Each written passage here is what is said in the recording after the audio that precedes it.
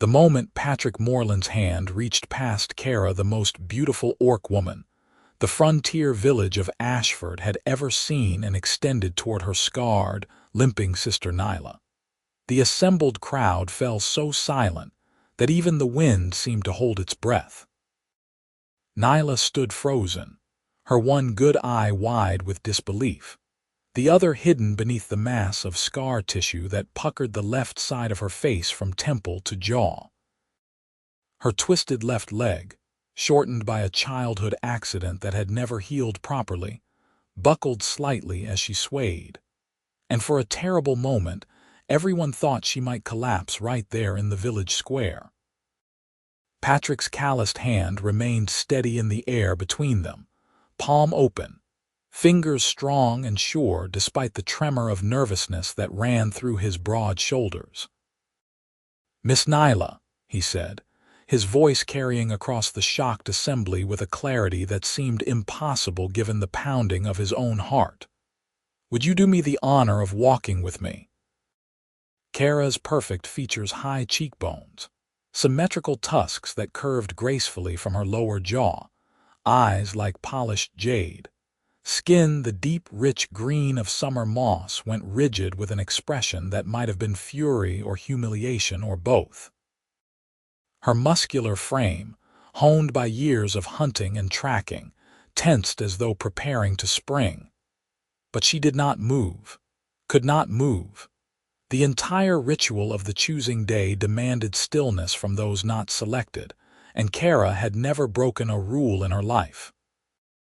Nyla's scarred lips parted, revealing the single tusk that remained on her right side, the left having been shattered in the same accident that had ruined her face and leg. You cannot mean." Her voice, roughened by the burns that had seared her throat, cracked on the words. "I mean every word," Patric said, and now he stepped forward, closing the distance between them until his hand was mere inches from hers. "I have thought of little else these past months. You are the one I choose." The gasps that rippled through the crowd were audible now, a wave of shock and confusion and outrage that built from whisper to murmur to outright exclamation.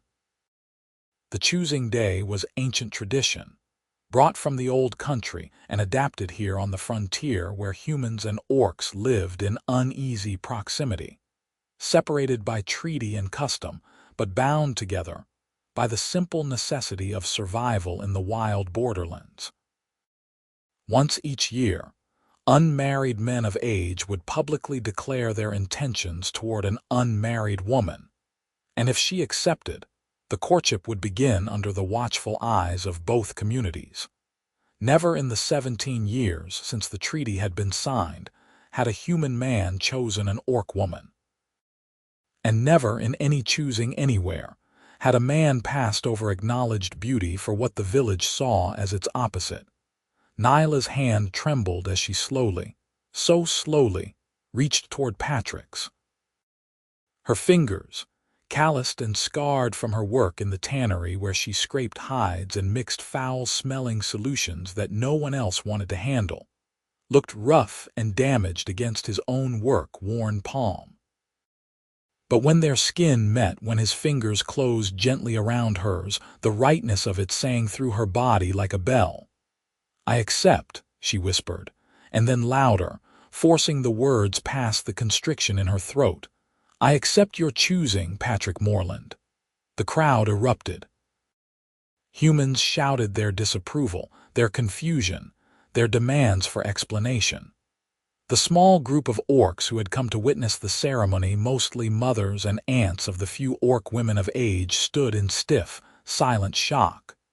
And Kerra, beautiful, perfect Kerra, finally moved.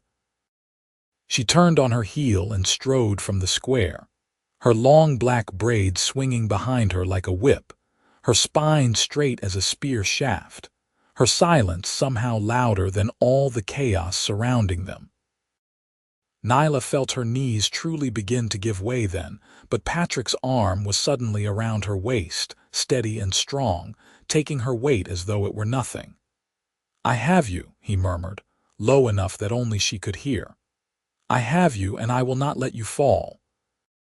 She believed him, though every shred of sense she possessed screamed that this was madness, that he would come to his senses, that this was some cruel joke or test or punishment she could not fathom. But his arm remained solid around her, and together they walked through the parting crowd, through the stares and whispers and barely contained fury, all the way to the edge of the square where his wagon waited. He helped her up onto the bench seat with a care that made her throat tight, then climbed up beside her and took the reins. The two draft horses, stolid and unimpressed by human drama, started forward at his click of encouragement, and the wagon rolled out of Ashford toward the Moreland farm 3 miles to the east. They did not speak during that journey. Nyla kept her face turned away, watching the familiar landscape of rocky fields and scattered groves of pine pass by in a blur. Her mind could not settle on any single thought. It kept catching on fragments, spinning them out and discarding them just as quickly. Why? Why her? Why not Kerra, who was everything any man could want? Strong, beautiful, skilled at hunting and tracking, respected even by those humans who distrusted orcs in general. Kerra, who could have been a bridge between their peoples, who could have made such a choosing into something noble and historic. Instead, Patric had chosen Nyla. Ruined, ugly, crippled Nyla who could barely walk, whose face frightened children, whose voice sounded like gravel scraping stone. Nyla who worked in the tannery because it was the only job where her appearance did not matter, where the stench and filth and isolation were expected. "You are wondering why," Patric said quietly as the farmhouse came into view. A sturdy 2-story structure of timber and stone with a broad porch and a red painted door. Nyla's throat worked, but no sound came out. She managed a small nod. "I will tell you," he said, and pulled the wagon to a stop in the yard before the house. "But first, will you come inside? Will you let me offer you proper hospitality as the beginning of what I hope will be a true courtship?" She turned to look at him then, really look at him, for the first time since his hand had reached past her sister. Patric Moreland was not a handsome man by any standard.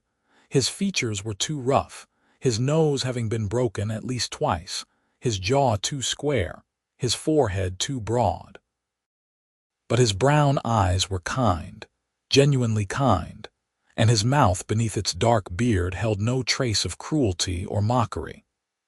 He was perhaps 30 years of age, his brown hair already showing threads of gray at the temples, his frame powerfully built from years of farm labor. He had never married, which was unusual for a man of his age and property, and Nyla realized with a start that she knew almost nothing about him beyond the basic facts of his existence. "Yes," she heard herself say. "Yes, I will come inside." He smiled then, a quick flash of relief and pleasure that transformed his rough features into something almost warm. Again he helped her down from the wagon, and again his strength and steadiness kept her balanced as her bad leg took her weight. They walked together up the 3 steps to the porch, Nyla gripping the rail, hating her own weakness, and through the red door into the house beyond. The interior was neat but sparse, the furnishings simple and well-made. A stone fireplace dominated one wall of the main room, its mantel bare except for a single carved wooden box. A table with 4 chairs occupied the center of the space, and a kitchen area was visible through a doorway to the left.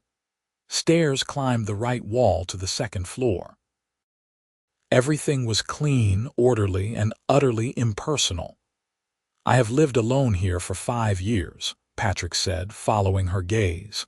"Since my parents passed during the fever outbreak, I confess I have not made it much of a home. I did not see the point when it was only me." He gestured to the table. "Please sit. I will make tea." Nyla lowered herself carefully into one of the chairs, grateful to take the weight off her leg. She watched as Patric moved about the kitchen with easy competence, filling a kettle from a pump at the sink, hanging it on a hook in the fireplace where coals still glowed from the morning fire, measuring leaves into a pot. His movements were efficient, practiced, the actions of a man long accustomed to caring for himself. "You asked why," he said, not looking at her as he worked. "Or rather, I said you were wondering why, and you did not deny it." He pulled 2 cups from a shelf, simple clay mugs glazed in blue. "The answer is both simple and complicated." Nyla waited, her hands folded in her lap to hide their shaking. "I first saw you 2 years ago," Patric continued. "You were at the well in the village square, drawing water in the early morning before most people were about. You did not see me. I was in the livery yard, loading sacks of grain, but I saw you." He paused, his hand still on the cups. "You were singing." Memory flooded back, sharp and immediate. Yes, she had sung sometimes in those early hours when she could pretend the world was empty except for herself. Little songs her mother had taught her, orc melodies in the old language that spoke of mountains and sky and freedom. "Your voice," Patric said softly, "was the most beautiful thing I had ever heard. It did not sound damaged or rough, it sounded pure. Like water over stone, like wind through grass. I stood there like a fool with a grain sack in my arms and forgot to breathe." He turned to face her now, leaning back against the counter. "I asked around after that, carefully, so as not to draw attention. I learned your name. I learned about the accident when you were a child, how your family's wagon had overturned and caught fire, how you had been trapped beneath it. I learned that your sister had pulled you out, had saved your life, but not before the flames had done their damage." The kettle began to whistle, a thin sound that grew to a wail. Patric lifted it from the hook and poured steaming water over the tea leaves, and the scent of mint and chamomile filled the room. "I learned that you worked in the tannery," he went on, "and I confess I found reasons to be nearby sometimes, though I hope I was not so obvious as to cause you distress. I watched how carefully you worked, how precise and thorough you were. I saw how the old tanner trusted you with the most difficult jobs, the most valuable hides. I saw your skill and your dedication." He poured tea into both cups, then carried them to the table, setting one before her and taking the seat across. "And I saw how people looked at you. Or rather, how they did not look at you. How they averted their eyes, how they fell silent when you passed, how even your own people seemed uncomfortable in your presence." Nyla's eye burned, but she refused to let tears fall. This was truth, plain and simple, and she had long ago accepted it.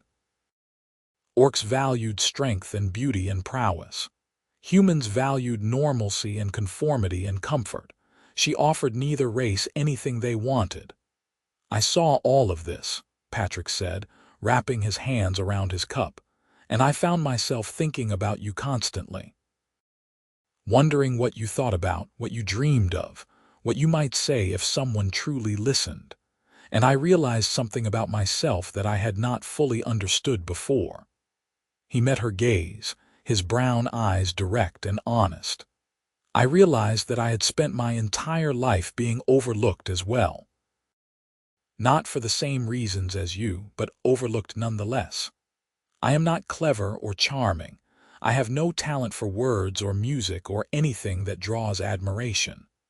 I am simply a farmer doing my work, living my life, invisible to most people most of the time." "You are not ugly," Nyla said, her rough voice breaking the first silence she had held since entering his home. "You are not crippled. You have nothing in common with me." "Perhaps not in the specific ways we have suffered," Patric agreed, "but in the essential loneliness. In the knowledge of what it is to be passed over, dismissed, deemed unworthy of notice or regard. In that, I think we have everything in common." He took a sip of tea, then set the cup down with deliberate care. "I have watched you for 2 years, Nyla. I have seen your strength and your grace and your quiet dignity. I have heard the beauty in your voice when you thought no one was listening. And 6 months ago, I made up my mind that if I was ever to break my own loneliness, if I was ever to reach for something more than mere survival, it would be with you. Only you. But my sister, Nyla started. Your sister is indeed beautiful, Patric interrupted gently. I will not pretend to be blind, but beauty is not the same as rightness. I have no doubt that Kerra will have her choice of suitors, human and orc alike, if she wishes them. She does not need me, but you. He reached across the table, not quite touching her hand but close enough that she could feel the warmth of his skin. You have been taught that you are unworthy of choosing, that you should be grateful for whatever scraps of kindness come your way. I want to prove to you that you are wrong. I want to prove that I see you, truly see you, and that what I see is worthy of respect and admiration and, yes, affection. Nyla's control finally broke, and a single tear tracked down the scarred side of her face, following the twisted paths of old burned tissue. You do not know me, she whispered. You have built an image in your mind, but you do not know who I truly am. You are right, Patric said immediately. I do not know you as you deserve to be known. That is what a courtship is for. That is what I am asking, for the chance to know you truly and the chance for you to know me. I am not asking you to promise me anything beyond your presence and your honesty. Will you give me that much? The question hung in the air between them, huge and terrifying and somehow impossibly hopeful.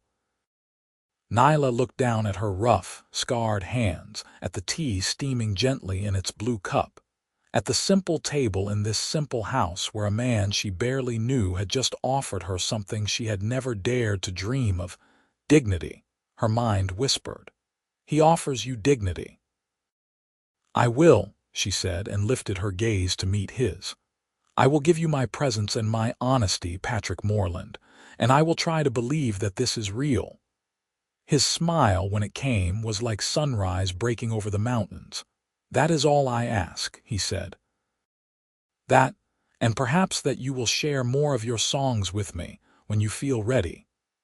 They drank their tea in a silence that was no longer awkward but instead tentative and fragile and new.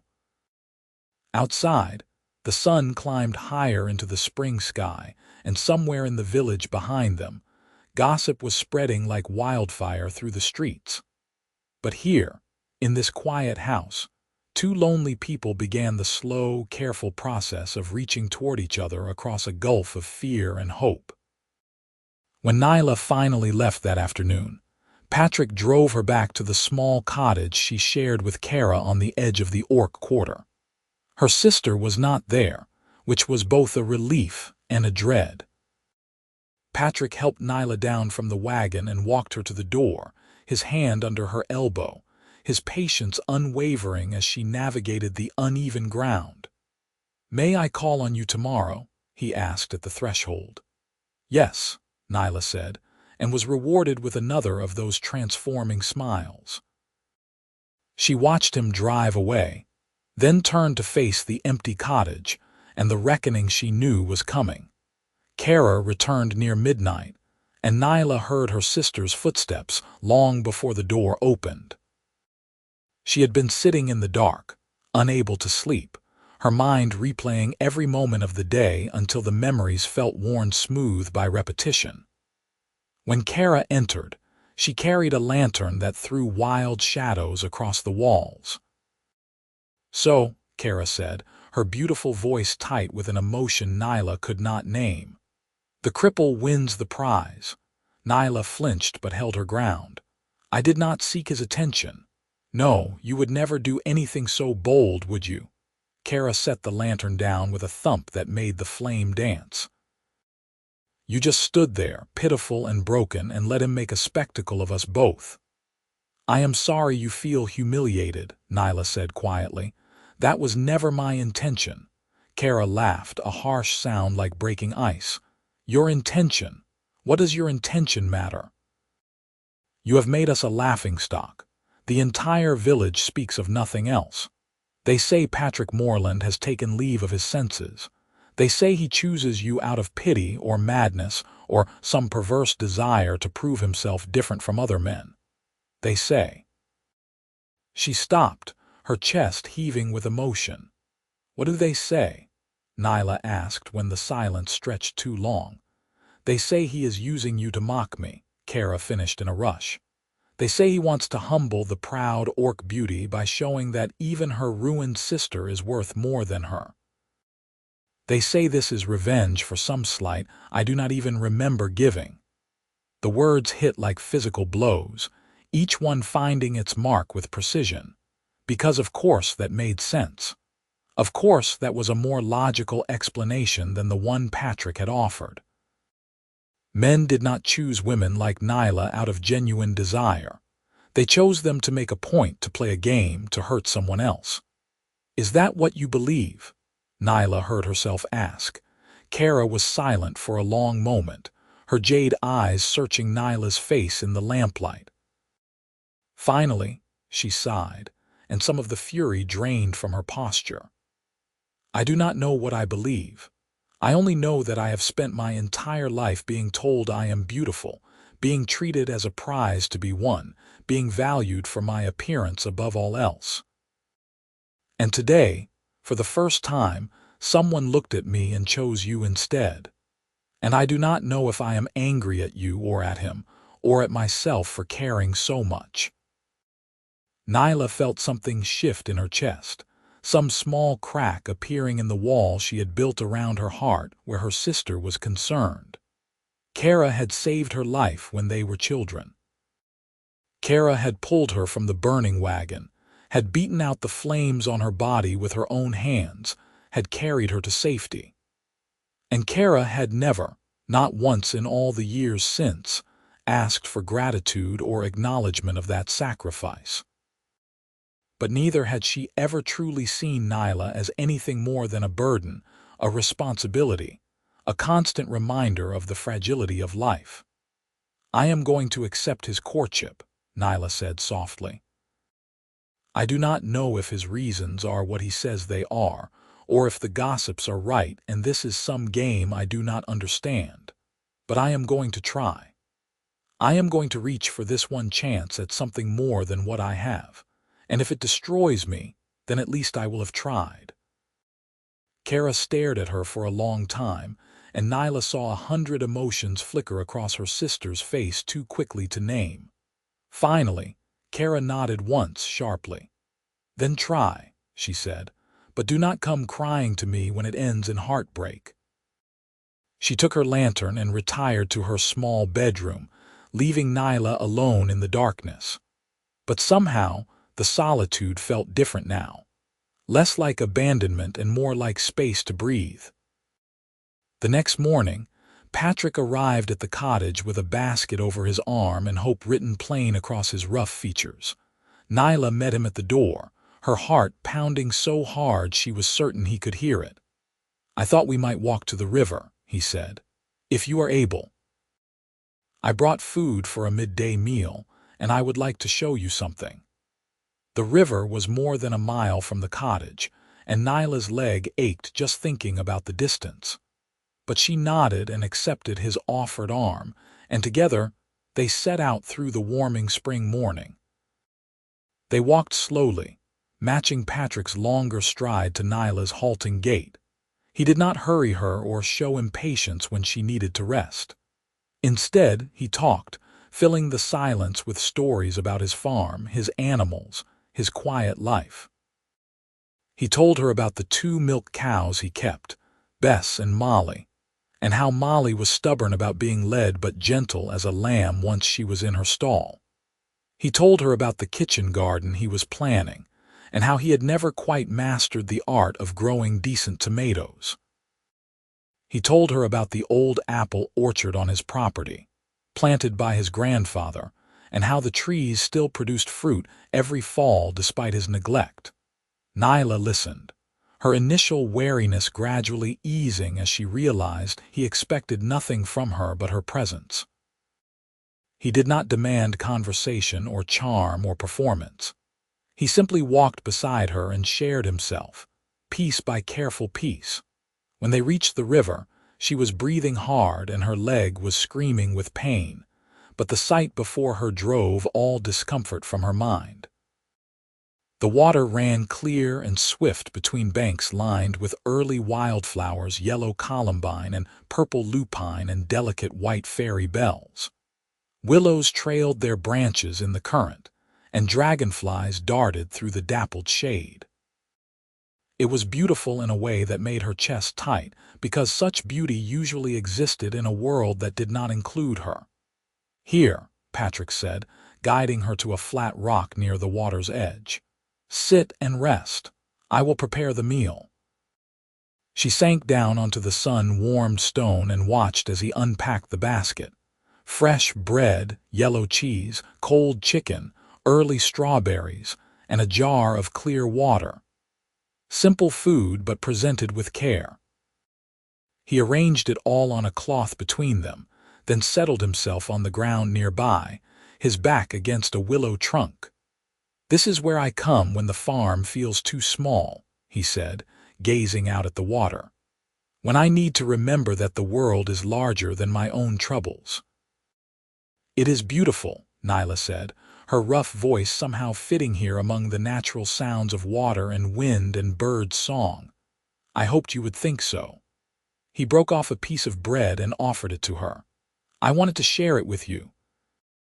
I wanted you to know that there are places in this world where you are welcome, where your presence makes things better rather than worse." Nyla took the bread, her scarred fingers brushing his for just a moment. "You do not know that my presence makes anything better. Do I not?" He tilted his head, considering. "I feel better with you here. I feel less alone, less invisible, less like I am simply marking time until my life is over. If that is not making things better, I do not know what is." They ate in companionable silence, and Nyla found herself relaxing in a way she had not relaxed in years. There was no one to stare at her here, no one to flinch away or whisper behind their hands.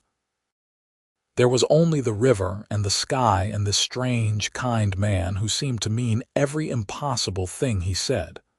"Will you sing for me?" Patric asked when they had finished eating and the remains of the meal were packed away. "You do not have to if you do not wish to. But I would very much like to hear your voice again." Nyla's first instinct was to refuse, to protect herself from the vulnerability of being truly heard. But she looked at his open, honest face, and she thought about what he had said about reaching for something more than mere survival. So she drew a breath and began to sing. It was an old song, one her mother had taught her before the accident, about a young orc woman who fell in love with the moon and climbed the highest mountain to be closer to its light. Her voice, damaged as it was, still carried the melody true, the orc words flowing like water over the ancient story. She sang of longing and determination, and the bittersweet joy of reaching for something beautiful even knowing it could never be held.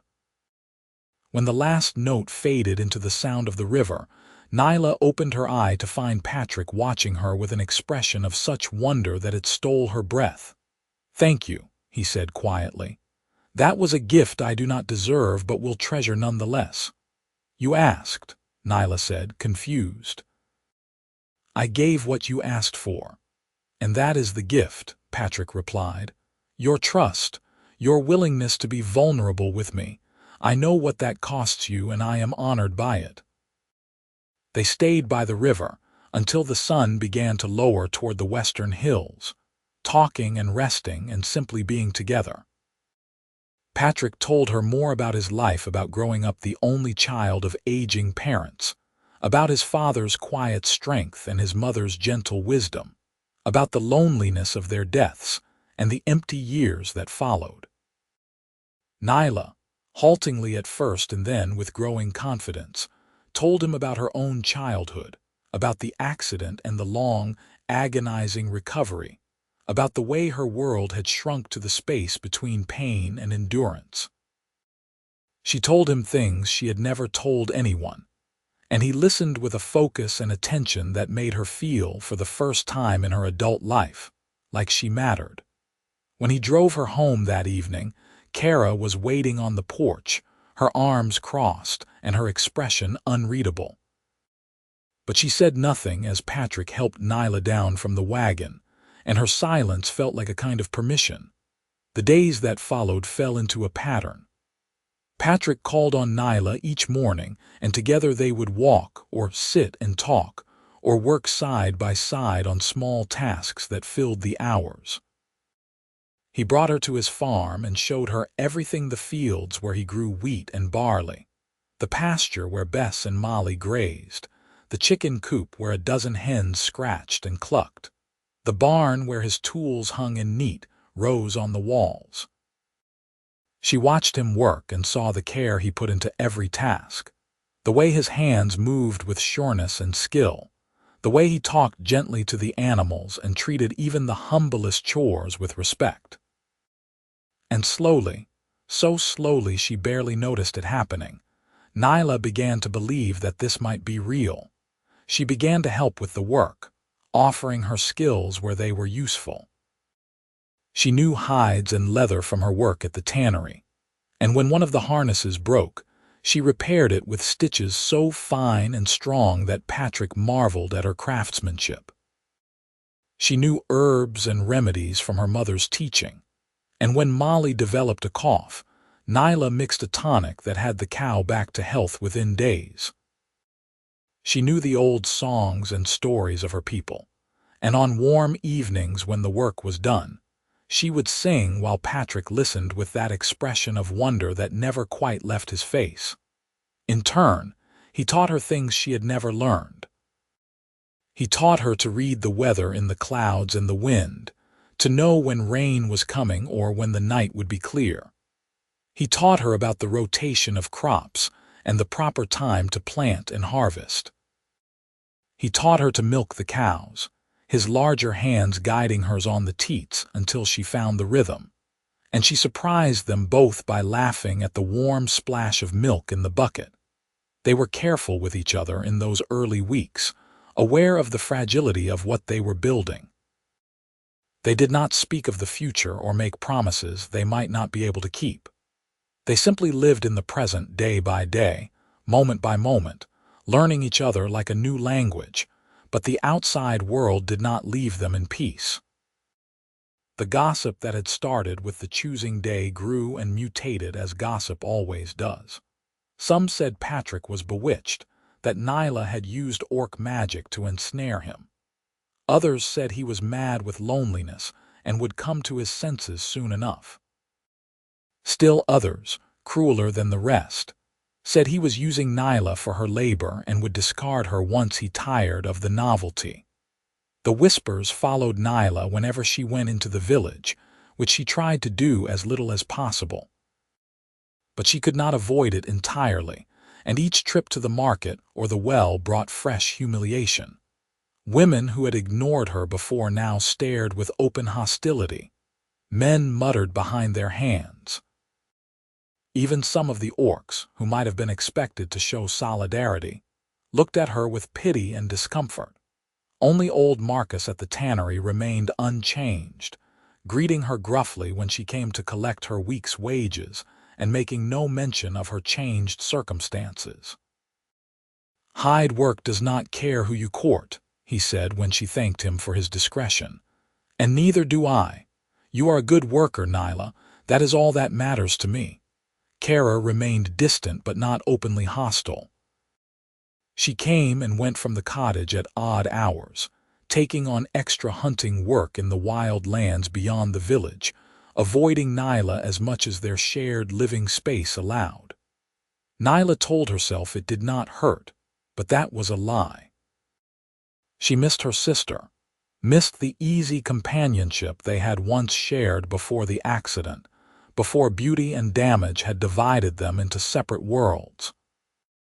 6 weeks into the courtship, on a bright morning in early summer, Patric asked Nyla to accompany him to the summer market in Milford, the larger town a day's journey to the north. I need to sell some of my grain and buy supplies I cannot get in Ashford, he explained. The trip will take 3 days, one to travel there, one for the market, one to return. We would stay at an inn in separate rooms, of course, with perfect propriety. But I would very much like your company if you are willing to give it. Nyla's first thought was to refuse. 3 days away from the safety of the cottage, 3 days exposed to the stares and whispers of strangers, 3 days where her damaged body would be on display to the world.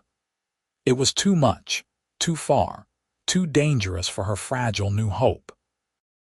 But then she looked at Patric's face, at the carefully controlled hope there, and she remembered what he had said about reaching for something more than survival. "Yes," she said, "I will go with you." His relief and joy were so plain that Nyla felt her throat tighten. He truly did want her company. He truly did value her presence. It still seemed impossible, but the evidence kept mounting, day after day, moment after moment. They left at dawn 3 days later, the wagon loaded with sacks of grain and Nyla's small traveling bag tucked behind the seat.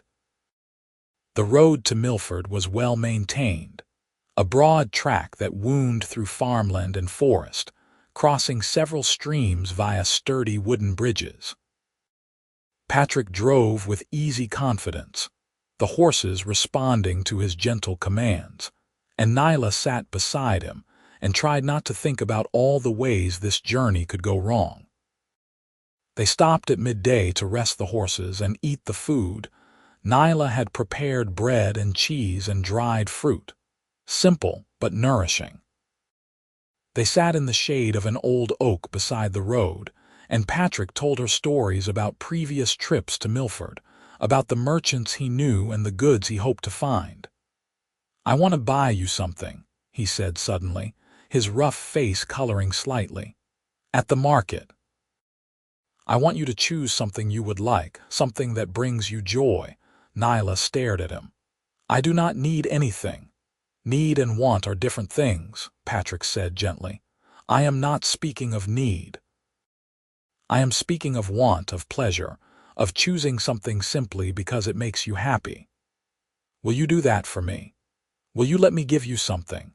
The request was so earnest, so genuinely hopeful, that Nyla found herself nodding even as her mind reeled with confusion. No one had ever offered her a gift before, not in all her adult life. The concept felt foreign and slightly dangerous, as though accepting would create an obligation she could never repay. But Patric smiled, satisfied, and the moment passed into the growing collection of impossible things that made up their courtship. They reached Milford in the late afternoon, and Nyla's first sight of the town took her breath away. It was easily 5 times the size of Ashford, with broad streets and rows of shops and houses built 2 and 3 stories high. People filled the thoroughfares, humans mostly, but also a scattering of orcs and even a few dwarves, their bearded faces and stocky frames unmistakable even at a distance. The noise was overwhelming after the quiet of the farm, a cacophony of voices and cart wheels and hammering and animal sounds that made Nyla's head spin. Patric navigated the streets with calm assurance, eventually pulling up before a modest inn called the Traveler's Rest. He arranged for their rooms and for stabling for the horses, and within an hour, Nyla found herself alone in a small but clean chamber on the 2nd floor, staring out the window at the unfamiliar bustle below. She had never been this far from home, had never slept anywhere but the cottage she shared with Kerra, or, long ago, the small house where they had grown up with their parents. The strangeness of it pressed against her from all sides, and for a moment she felt panic rise in her throat like bile. But then there was a gentle knock at the door, and Patric's voice called, "Nyla, I thought we might have supper in the common room if you feel up to it, or I can bring food up to you if you would prefer." Nyla took a breath, then another, then opened the door. Patric stood in the hallway, his expression concerned, and she realized he understood exactly how overwhelmed she felt. "The common room," she said, lifting her chin. "I will not hide." His smile was fierce and proud. "Good," he said. "I am glad." The common room was crowded and loud, full of travelers and merchants and locals seeking their evening meal. Patric found them a table in the corner, away from the worst of the noise, and ordered stew and bread and ale. Nyla sat with her back to the wall, hyper-aware of every glance that came their way, every conversation that paused as people noticed the scarred orc woman sitting with a human man. But Patric seemed oblivious to the attention, or perhaps simply unconcerned by it. He talked about his plans for the next day, about the grain merchant he hoped to deal with, and the quality of the harvest, and the prices he expected. He asked Nyla about her thoughts on Milford, about what she had seen from her window, about whether she had ever imagined visiting such a place. Gradually, Nyla's tension eased. The stew was good, thick with vegetables and tender meat. The bread was fresh and warm. The ale was smooth and not too bitter.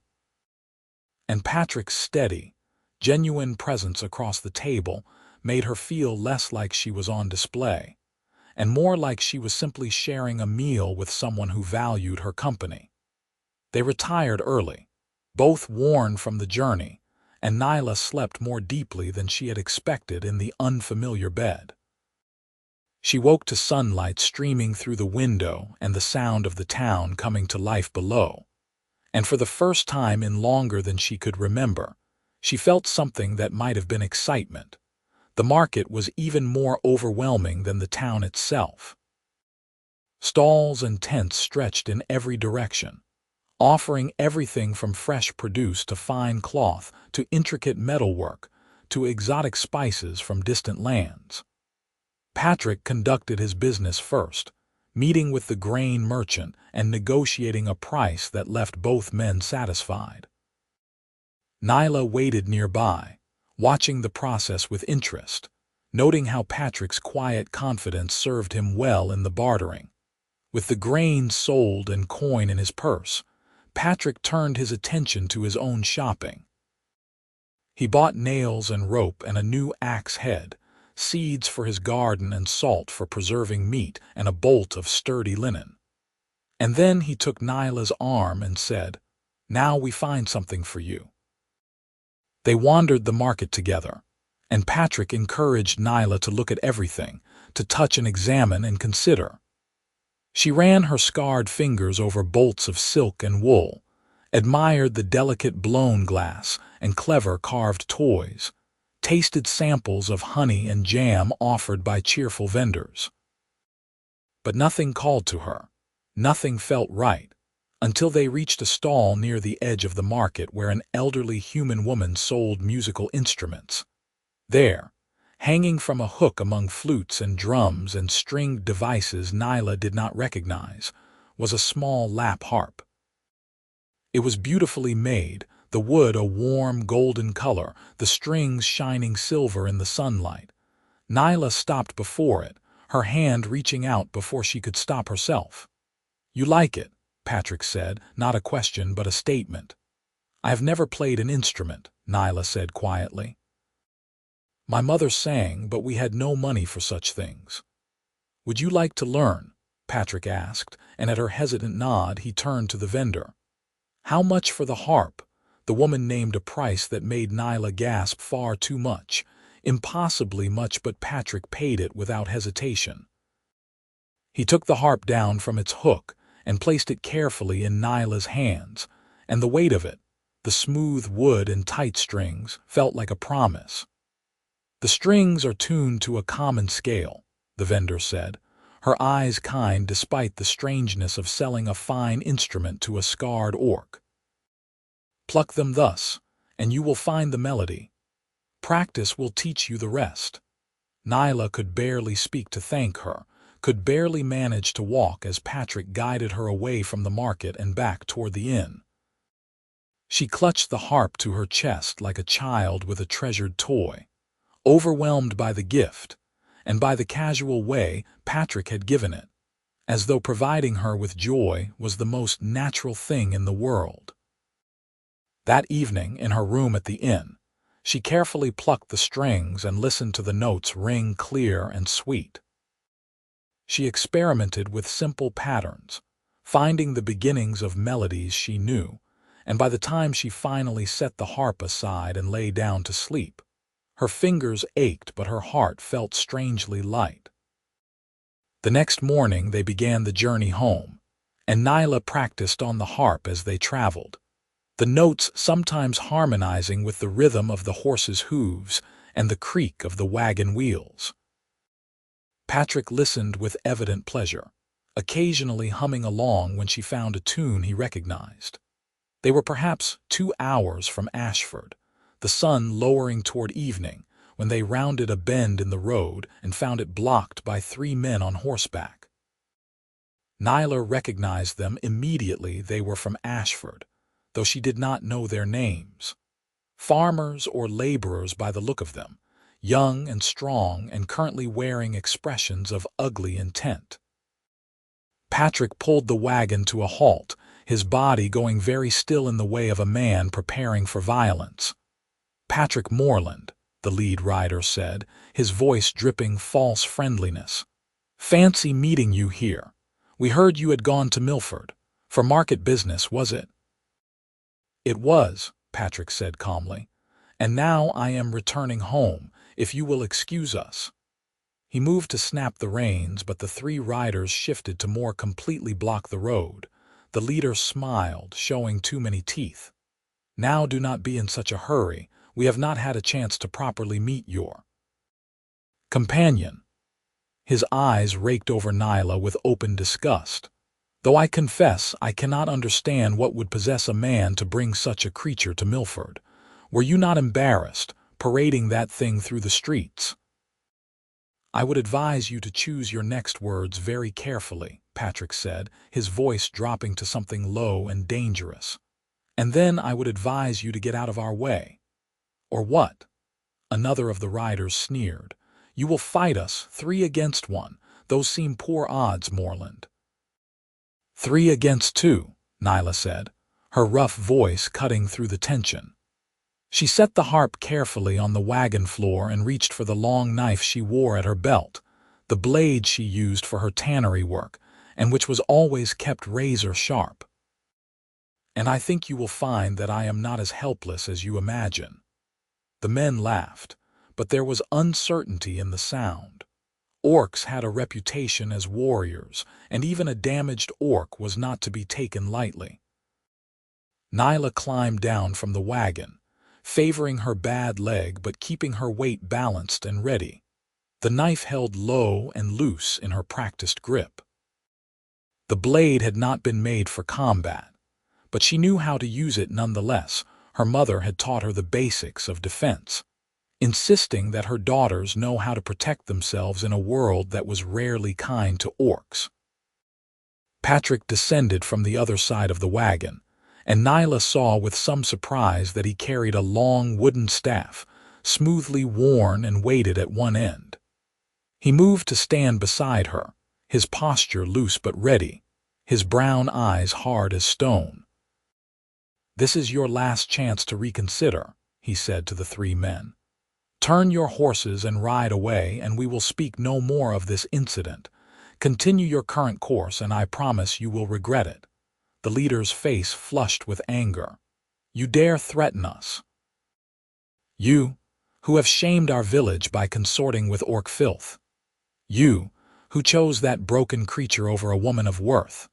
You deserve what is coming to you, Moreland, and when we are done, perhaps we will teach your pet orc her proper place as well." He spurred his horse forward, and the other 2 followed, and Nyla felt time slow and clarify in the way it sometimes did when danger was immediate and unavoidable. Patric moved first, his staff blurring as he swung it in a tight arc that caught the leader's horse across the nose. The animal reared with a scream, and the rider tumbled backward out of his saddle, hitting the ground with a bone-jarring thud.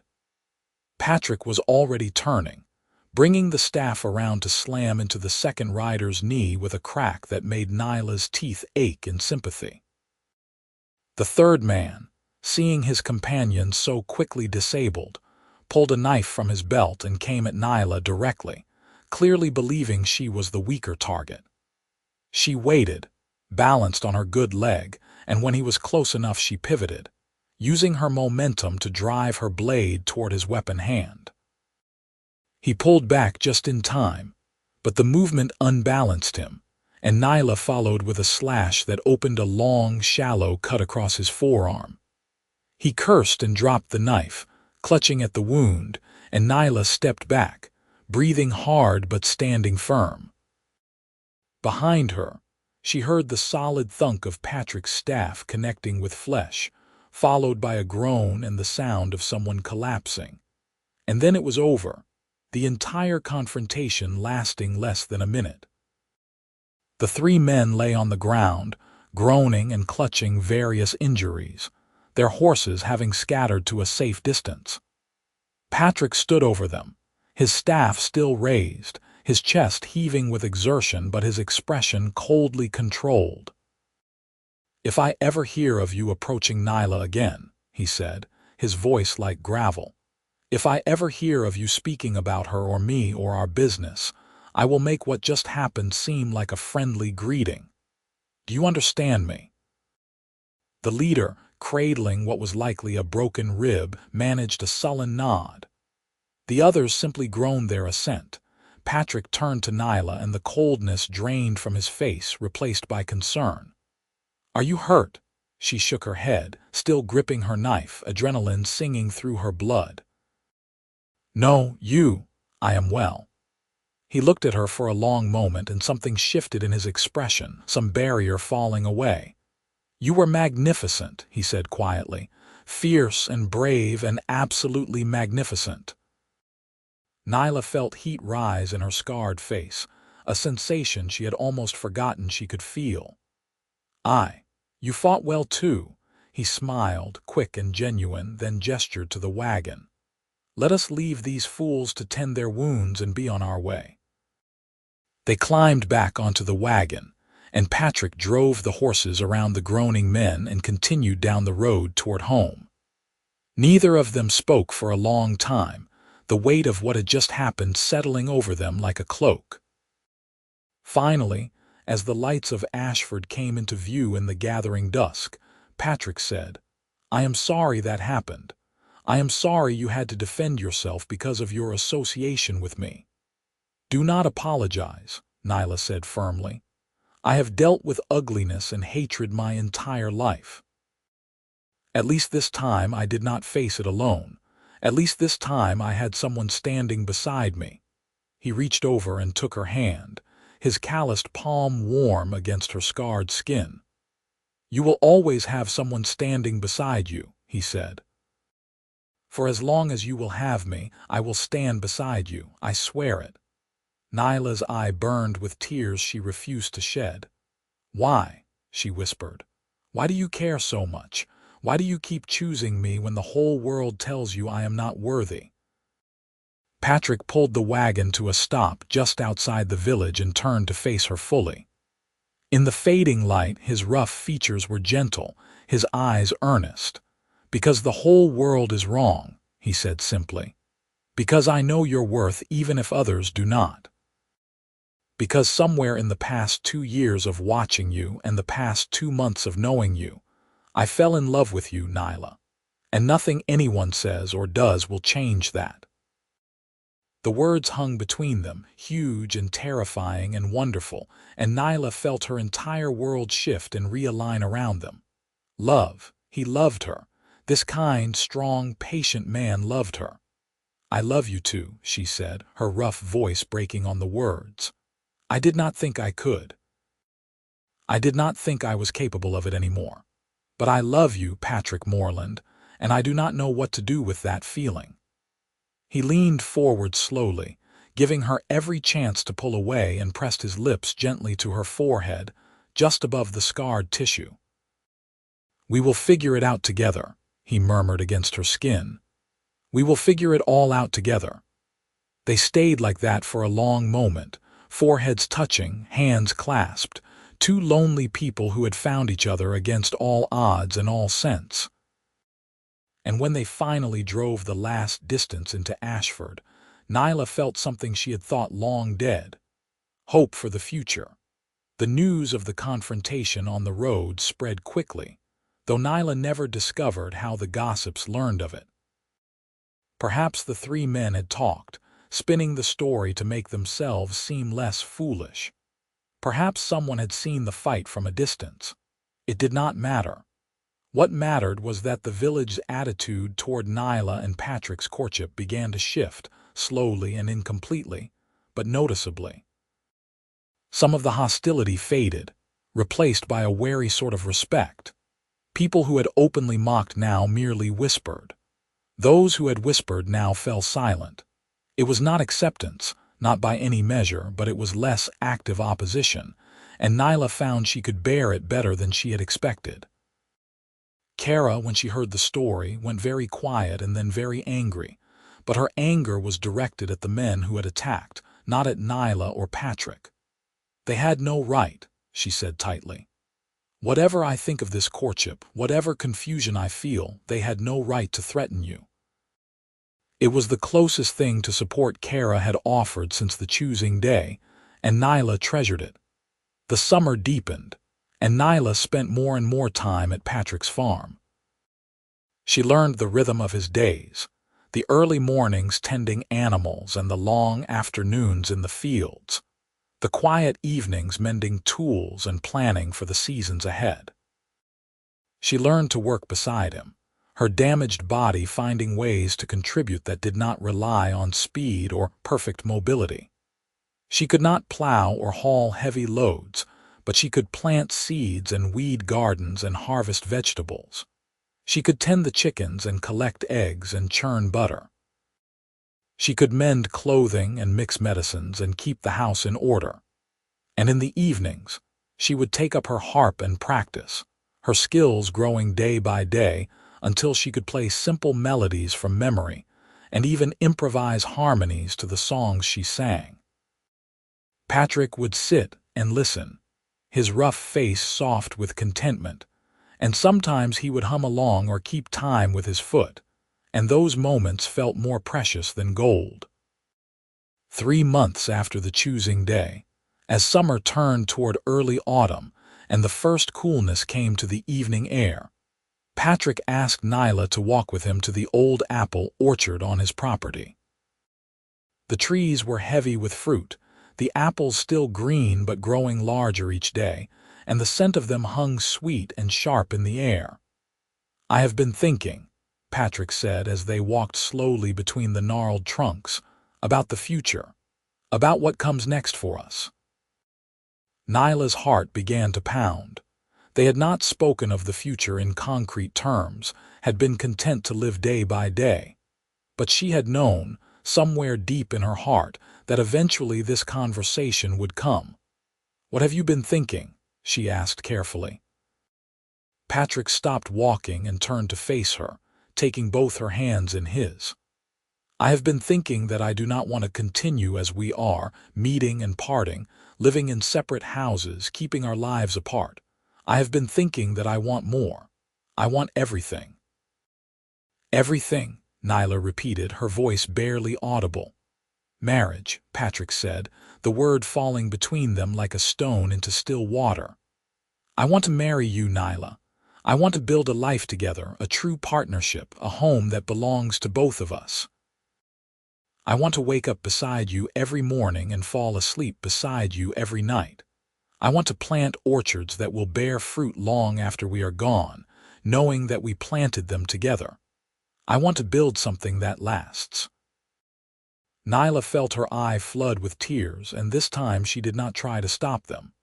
They spilled down her scarred face, hot and cleansing, and she could not speak past the enormous feeling in her chest. "I know it will not be easy," Patric continued, his voice urgent now. "I know people will talk, will judge, will make our lives harder than they need to be.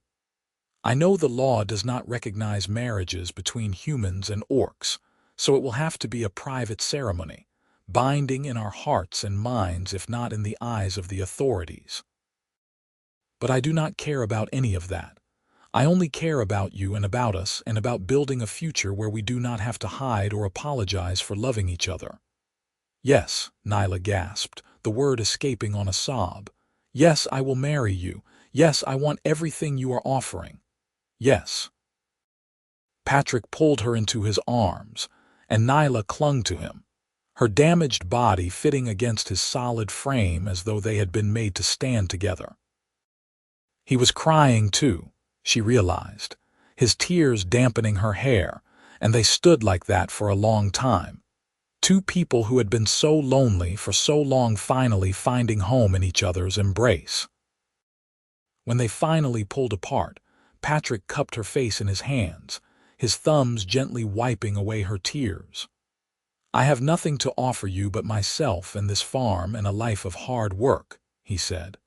But I swear to you, Nyla, I will spend every day trying to be worthy of your trust. I will cherish you and protect you and stand beside you against whatever comes. This I promise, before the sky and the earth and everything holy. And I promise the same, Nyla said, her rough voice steady despite the tears still streaming down her face. I will be your partner and your companion and your greatest supporter. I will build this life with you, and I will not falter or fail you. This I swear. They sealed their promises with a kiss, gentle and tentative and sweet. And Nyla felt something break open inside her, some final wall she had built around her heart crumbling into dust, leaving her exposed and vulnerable and more alive than she had ever been. They set the date for their ceremony 1 month hence, long enough to make preparations, but not so long that doubt or interference could take root. Patric wanted to build Nyla a proper home, and he spent his evenings working on additions to the farmhouse, a larger bedroom, a dedicated space for her harp and songs, shelves and storage for her herbs and remedies. Nyla helped where she could, and also began the work of moving her few possessions from the cottage she shared with Kerra. Her sister's reaction to the engagement was complicated. Kerra did not congratulate them, but neither did she object. She simply nodded when Nyla told her, her beautiful face carefully neutral, and said, I hope you will be happy. I hope I will be too, Nyla replied, and for a moment the two sisters simply looked at each other, a lifetime of shared history and growing distance hanging between them. You saved my life once, Nyla said quietly. When we were children, you pulled me from the fire and carried me to safety. I never thanked you properly for that. Kerra flinched as though struck. You do not need to thank me. You are my sister. What else would I have done? You could have saved yourself and let me burn, Nyla said bluntly. You chose not to. You chose to risk yourself for me, and I have spent all these years knowing that I owe you everything, that I can never repay that debt. There is no debt, Kerra said sharply. I did not save you so that you would owe me. I saved you because I love you. The words hung in the air, raw and true, and Nyla felt her throat close with emotion. Then let me say this, she managed. I love you too.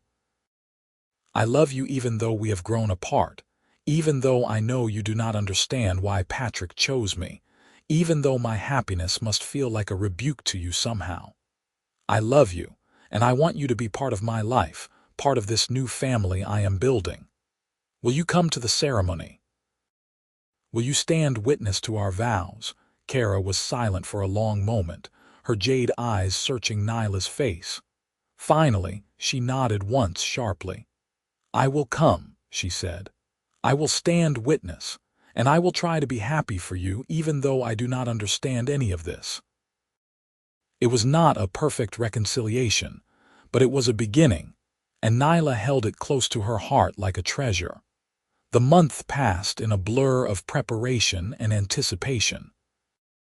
Patric and Nyla worked together to make the farmhouse ready, to stock the larder and prepare for the coming winter, to build the life they would share. Old Marcus from the tannery offered Nyla a wedding gift of finely tanned leather, soft as silk and dyed a deep, rich brown.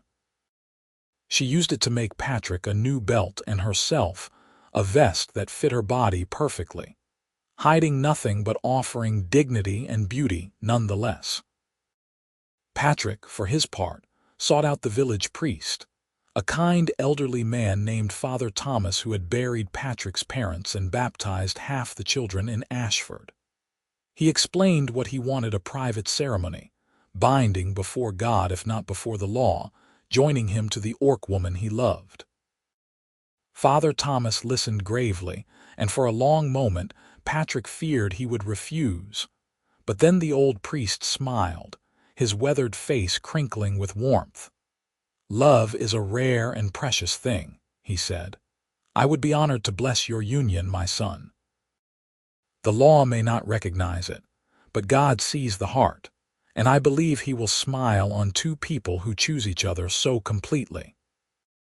And so, on a golden afternoon in early autumn, with the apple trees bearing their first ripe fruit and the sky arching blue and perfect overhead, Nyla and Patric stood before Father Thomas in the small clearing behind the farmhouse and spoke their vows. Kerra stood witness, her face carefully composed, her presence a gift Nyla treasured. Old Marcus was there too, having closed the tannery for the day, his gruff approval evident in the way he nodded at each promise. A handful of others had come as well, a few of Patric's neighbors who had decided that love mattered more than prejudice. A couple of orc elders from Ashford who wanted to show support for one of their own. Even a few curious villagers who simply wanted to witness history being made. They were a small gathering, but they were enough. Nyla wore a simple dress of green linen that Patric had bought for her in Milford, and she had woven late summer flowers into her dark hair. Patric wore his best shirt and the belt Nyla had made him, and his rough face glowed with happiness and pride.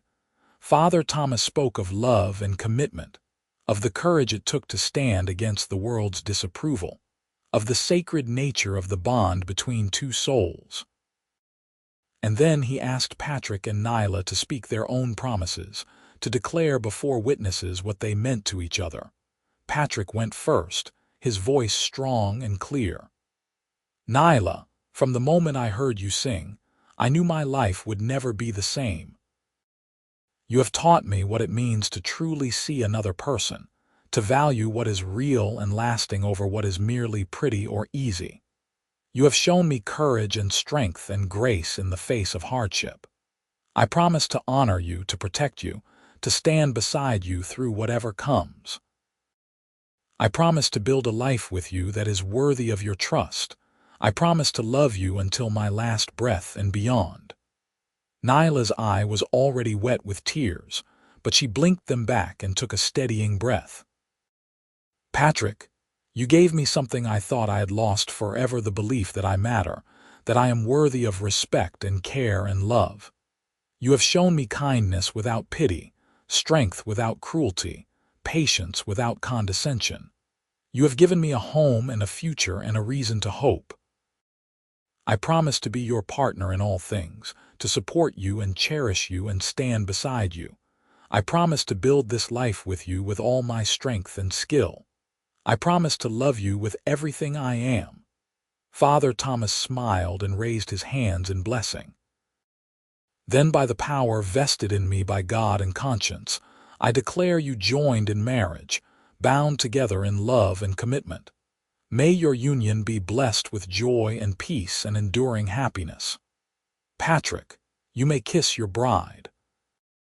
And Patric, his eyes bright with tears, cupped Nyla's scarred face in his gentle hands and kissed her as the small gathering erupted in cheers and applause. The celebration that followed was simple but joyful. There was food and drink, music and laughter, and for a few perfect hours, Nyla felt like she belonged somewhere, like she was part of something beautiful and good. She played her harp and sang, and Patric danced with her, carefully matching his steps to her halting gait, making her feel graceful despite her damaged leg. Even Kerra smiled, just once, when she caught Nyla's eye across the gathering. It was a small smile, tentative and fragile, but it was real, and Nyla felt a small piece of the distance between them close. As the sun set and the guests began to depart, Patric and Nyla stood together on the porch of their farmhouse now, truly shared, and watched the colors paint the sky. His arm was around her waist, solid and sure, and she leaned into his warmth, feeling safe and cherished and home. "Are you happy?" Patric asked quietly. "More than I ever thought possible," Nyla replied, and it was the absolute truth. They went inside as the stars began to appear, closing the door on the world and all its judgments and doubts. And that night, in the bedroom Patric had built for them, they came together as husband and wife, learning each other with gentle hands and patient hearts, building intimacy with the same care and dedication they had brought to every other aspect of their relationship. The months that followed their wedding settled into a rhythm that felt right and good. Nyla moved fully into the farmhouse, and the small cottage she had shared with Kerra became storage space for the tannery. The distance between the sisters remained, but it was no longer hostile, simply separate. They would nod to each other in passing, exchange brief words at the market, exist in each other's orbits without collision or connection. It was not what Nyla wanted, but it was bearable, and she held hope that time might heal what their different paths had broken. The village's attitude toward the marriage remained mixed. Some people accepted it with varying degrees of grace. Others never would. But Patric and Nyla learned to navigate the social landscape together, presenting a united front, refusing to let others' disapproval diminish their happiness. And gradually, very gradually, a few more voices joined those who had witnessed their wedding, speaking up in defense of the unusual couple, arguing that love should not be constrained by species or appearance. Winter came, and Nyla and Patric worked side by side to keep the farm running through the cold months. They tended the animals, maintained the buildings, planned for spring planting. On long evenings when the work was done, they would sit by the fire, and Nyla would play her harp while Patric carved wood or mended harnesses, and they would talk about everything and nothing, building the deep knowledge of each other that comes from shared daily life. Nyla taught Patric some of the old orc songs and stories, sharing her heritage with him, and he listened with the same fascination he had shown from the beginning. She told him about the great orc clans in the mountains to the north, about the warriors and shamans and craftspeople who had built a civilization that predated human settlement in these lands by centuries.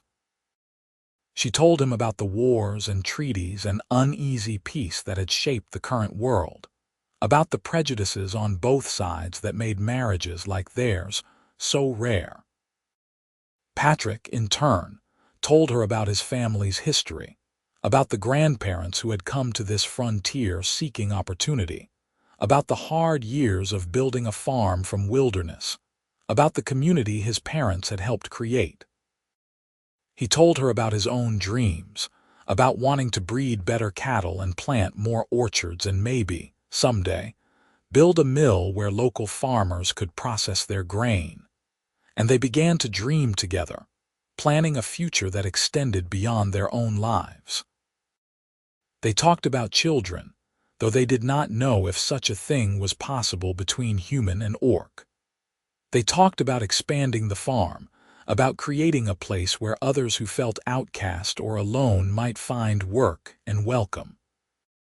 They talked about building a legacy of kindness and acceptance to stand against the legacy of prejudice and fear. Spring returned, and with it came the hard work of planting and tending the fields. Nyla's body, never strong, grew stronger through the labor, her muscles adapting to new demands. Her leg would never heal fully, but she learned to work around its limitations. And Patric arranged tasks so that she could contribute without causing herself pain.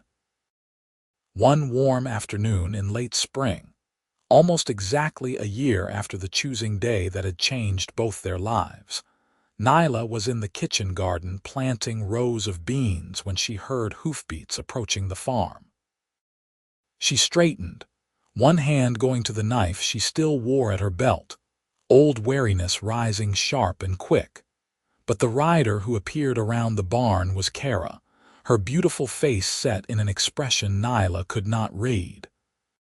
She dismounted smoothly and tethered her horse to the porch rail, then stood for a moment, clearly gathering her thoughts. "Kerra," Nyla said, wiping dirt from her hands and moving to meet her sister. "Is something wrong?" "No," Kerra said, then paused. "Or perhaps yes. I do not know." She took a breath. "I came to talk to you. I have been thinking all through the winter and into spring. I have been watching you and Patric, and I have been trying to understand." Nyla waited, her heart pounding. "I have been angry," Kerra continued, the words coming faster now. "Angry at you for being chosen. Angry at Patric for choosing you. Angry at myself for caring so much. I have spent my whole life being told I was beautiful, being valued for how I look, and I thought that meant I mattered. But when Patric looked past me to choose you, it shattered something in me. It made me question everything I thought I knew about my own worth." "Kerra," Nyla started, but her sister held up a hand. "Let me finish, please." Kerra's jade eyes were bright with unshed tears. "I have been watching you, and I have seen how happy you are. Not just content, not just surviving, but truly happy. And I have realized something. I have realized that I am not happy. I have never been happy, not really. I have been admired and desired and pursued, but never truly known, never truly seen. And I have been envious of what you have found with Patric, not him specifically, but the depth of connection you share. The way he sees you, really sees you, and loves what he finds." Nyla felt her throat tighten, unable to speak. "I came to apologize," Kerra said, and now the tears did fall, tracking down her perfect face. "I came to tell you that I am sorry for my coldness, for my distance, for not being the sister you deserved this past year. I came to tell you that I am proud of you, of your courage in accepting Patric's choosing, of your strength in building this life.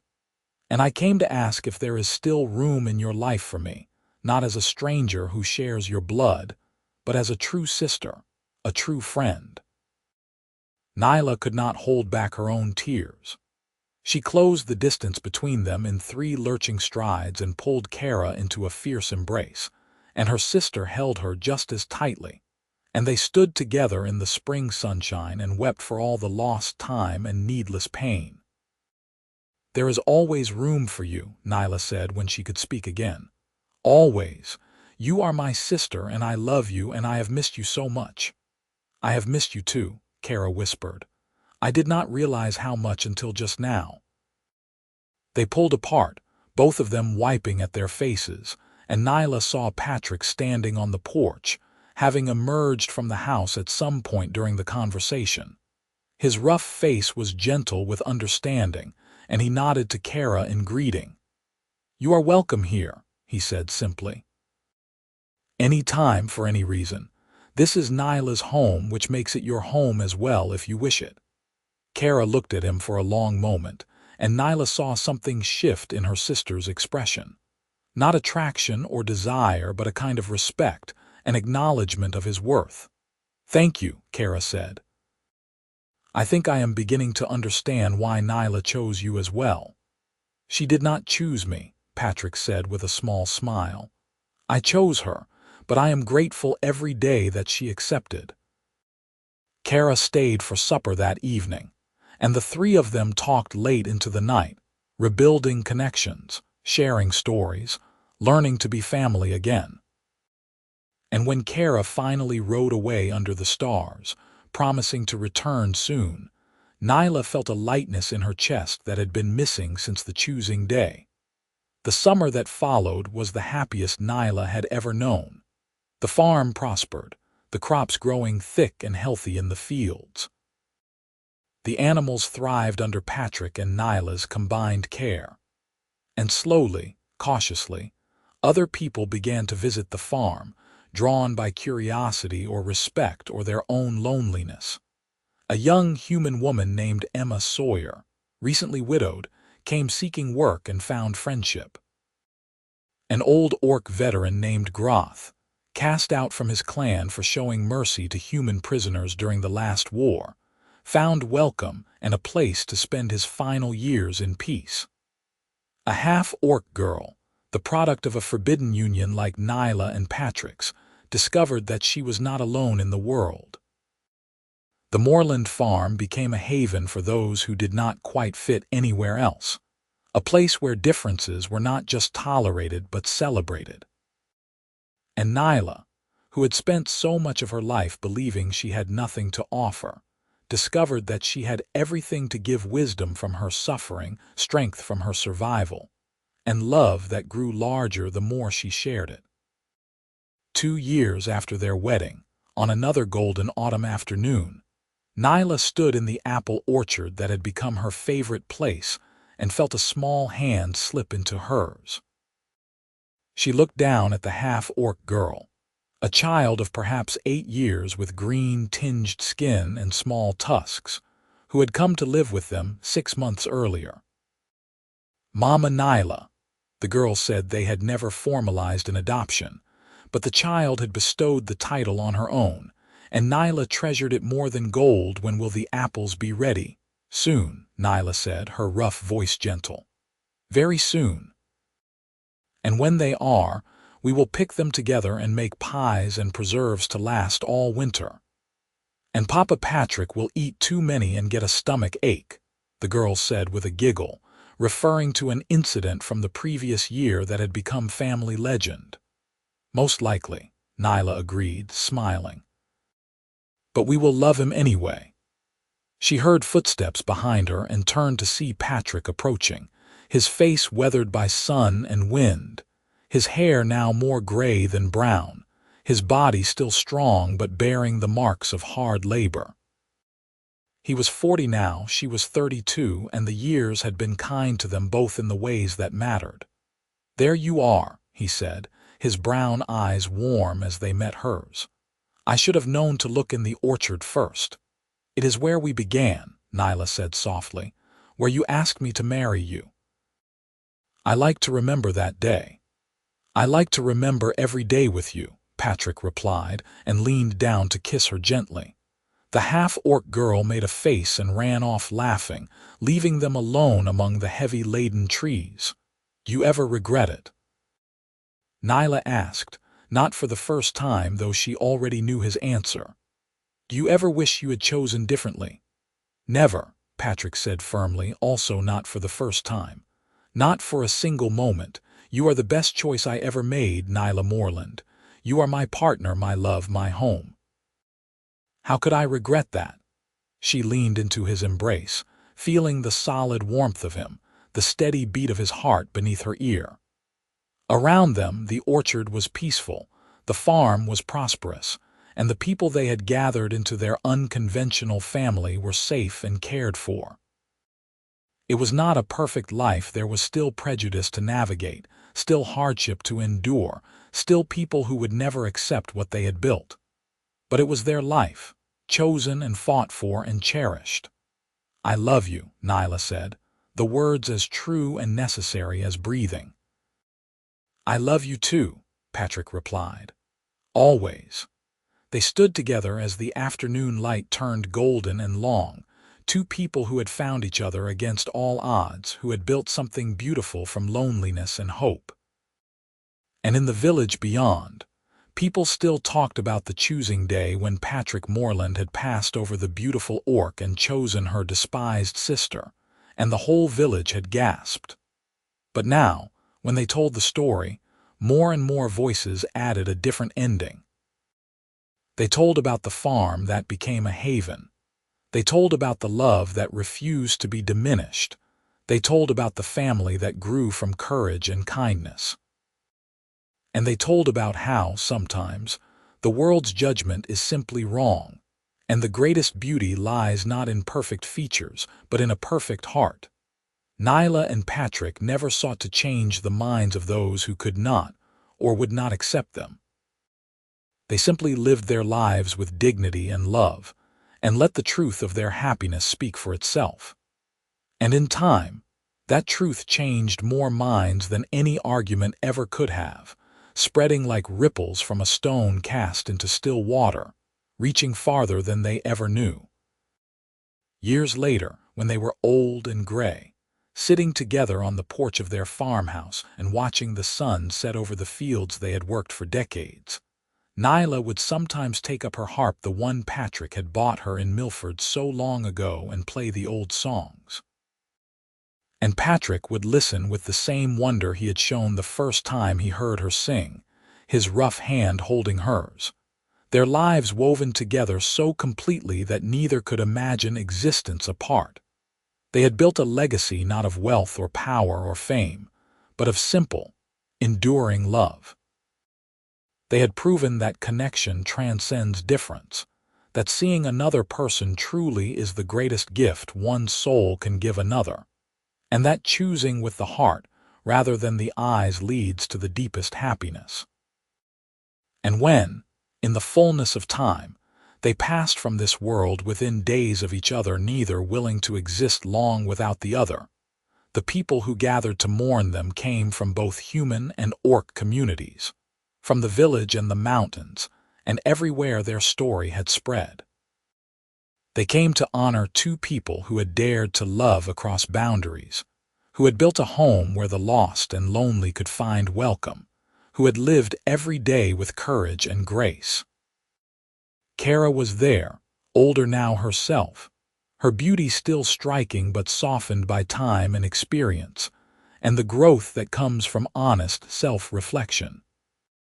She stood beside the graves as they were filled and sang one of the old orc songs Nyla had taught her, her voice strong and clear, a final gift to the sister she had loved and lost and learned to love again in a better way. Emma was there, no longer a young widow but a confident woman who had found purpose in helping run the farm and teaching other lost souls that they too could build new lives from broken pieces. Groth was there in spirit. He had passed 2 winters earlier, but his memory lived on in the stories the younger orcs told about the old warrior who had found peace at last on the Moreland farm. And the half-orc girl, now a grown woman with children of her own, stood with tears streaming down her face as she remembered the 2 people who had given her a family when she had none, who had shown her that love could bridge any divide, who had proven that worth is not determined by appearance or species or what others think, but by the content of one's character and the courage of one's heart. The story of Patric and Nyla became legend in that part of the frontier, passed down through generations, changed and embellished but never losing its essential truth. It became a story parents told their children about the importance of looking beyond surfaces. It became a story the oppressed told each other about the possibility of finding acceptance and love. It became a story that gave hope to the lonely and courage to those who dared to choose differently. And at the heart of it always was the image of that choosing day, when a man reached past acknowledged beauty to grasp the hand of someone the world had dismissed, and in doing so, proved that the greatest wisdom lies in seeing what others overlook, and the greatest courage lies in loving what others fear. Nyla and Patric's story was, in the end, a simple one. It was a story of 2 lonely people finding each other, of choosing love over fear, of building a life together despite opposition and doubt. It was a story of healing and growth and the power of being truly seen by another soul. It was a story of hope, and like all the best stories, it was absolutely true.